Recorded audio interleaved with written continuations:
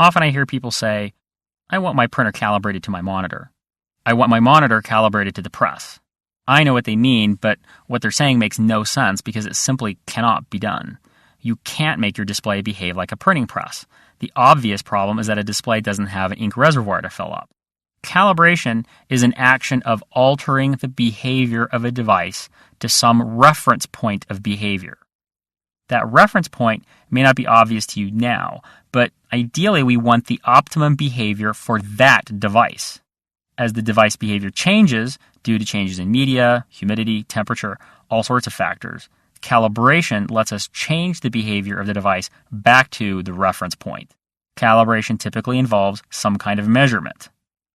It may be built into the device and have either manual or automatic operation. Manual operation means you'll need to establish appropriate intervals for using the calibration feature to maintain device consistency. The automatic variety is typical with flatbed scanners and a few models of inkjet printer. And the manual variety, using software and a measurement device, is typical with higher-end digital color copiers and PostScript RIPs that drive inkjet proofing systems. In case you're wondering, a RIP is a raster image processor, and its job in the graphic arts is to turn vector information, such as PostScript and PDF, into raster information made out of pixels, sort of like a TIFF. For photographers, a RIP is really just a different means of driving our printers than using the manufacturer driver, and has advanced features not normally associated with the manufacturer driver.